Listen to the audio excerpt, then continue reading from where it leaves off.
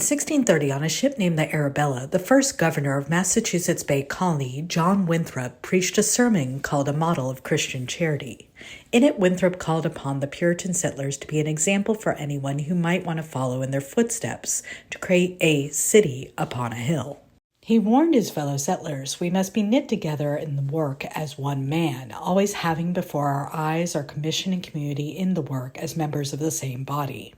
That was their covenant. Break that covenant of mercy, justice, and brotherly love, Winthrop said, and the Lord will surely break out in wrath against us, and we shall be made a story and a byword throughout the world.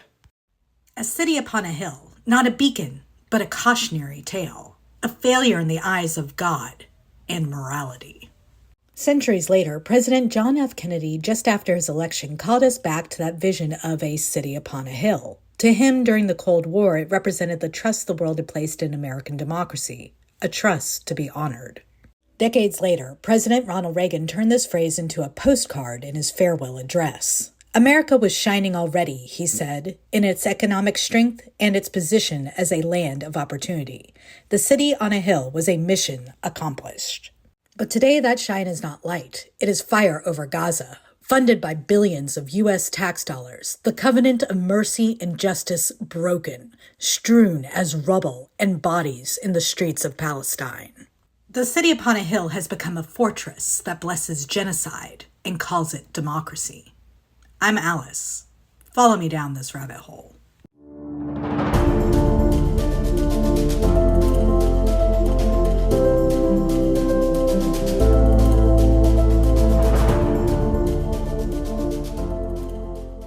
Hierophant doesn't whisper, he declares. Where the high priestess guards mysteries, the Hierophant codifies them into law. Upright, he is the teacher, judge, and earnest spiritual leader, reminding us to honor the covenant and respect the trust. But reversed, the sermon becomes a weapon, the blessing a contract of death, the cathedral a weapons factory.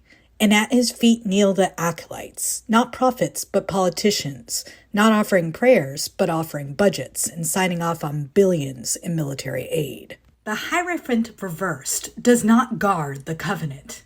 He blesses the machinery of genocide. Winthrop's Hill was never meant as self-congratulation.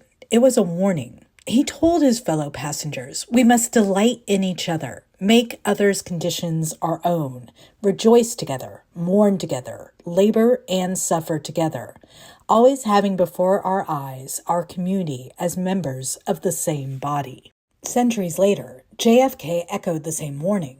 The eyes of all people are upon us. Governments must be as a city upon a hill, aware of their great trust and responsibilities.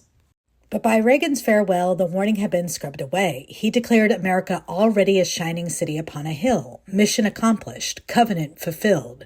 No mention of the danger Winthrop foresaw, only the glow of affluence and power. And when you stop asking whether the covenant can break, you don't notice when the shine turns into bombs falling on children.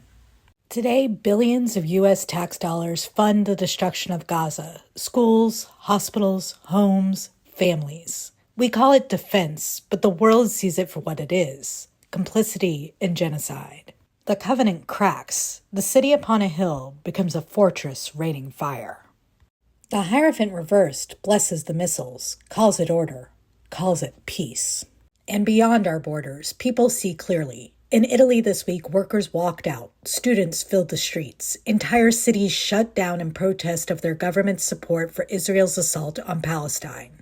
That was the covenant made visible, a nation saying, not in our name. But here in America, we just signed the checks. We watched the live streams of rubble. We mouthed the word freedom while funding slaughter. We promised a shining city upon a hill. But today, that shine is not a light. It is fire reflected in shattered glass. But the Hierophant's reversal is not destiny. The covenant is not dead unless we accept the conditions. Look abroad. The people of Italy just shut their country down. Rome, Milan, Naples, Bologna. Trains stalled. Classrooms emptied. Workers walked out of factories. Ports went quiet. Cities froze in unison to say, not in our name.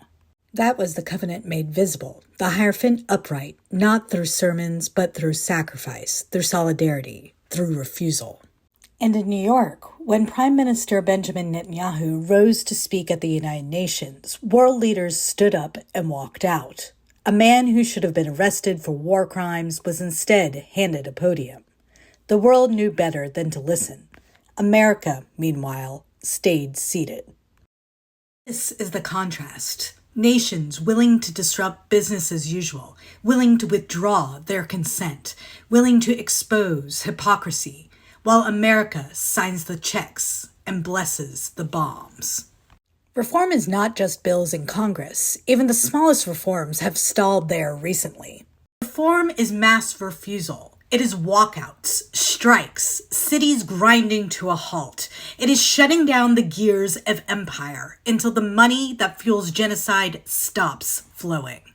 Because if we bless the bombs of genocide, we are the acolytes, kneeling at the Hierophant reverse feet. But if we rise together, we can turn him upright again. And if this message resonates, please do share this video, like and subscribe so we can reach more voices. The covenant only lives if we can carry it together. We are not spectators in this ritual. We are participants. Italy has already shown us the blueprint. Trains stopped, factories silent, schools empty, ports blocked, cities standing still. An entire nation pausing to declare, not in our name. Now imagine it here. Teachers ripping up their lesson plans, dock workers refusing to load ships bound for war, truckers parking their rigs across highways, nurses walking out of hospitals, all to say no more bombs funded with our labor. Students flooding campuses not for midterms but for justice. And yes, students in America have already stood up. They have marched, spoken, protested. And what did the Trump administration do? Sent ICE to detain some of them, silence them with fear, with handcuffs, with threats of deportation. That is the Hierophant reversed. Power in robes, blessing violence while punishing dissent. But covenant means this. No one stands alone. They can arrest a few. They can't arrest us all. Not if we stand together. Not if workers, students, nurses, teachers, truckers, parents, clergy all rise as one body. The covenant will not be restored by silence. It'll be restored when we refuse together to bless the evil with our labor, our taxes, our consent.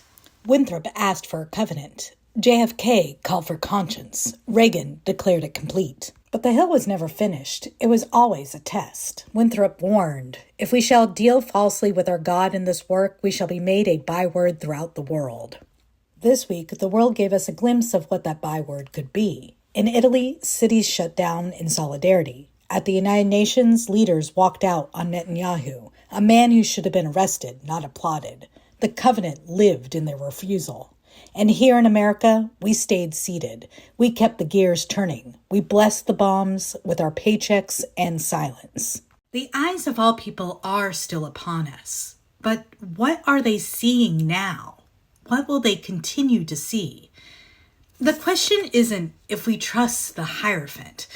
It's whether we can recognize when he's reversed. And whether we'll rise together, like Italy did, to turn him upright again. Because if we do nothing, we will not be a shining city. We'll be a byword. But if we can stand together, they cannot silence us, and the covenant will still live.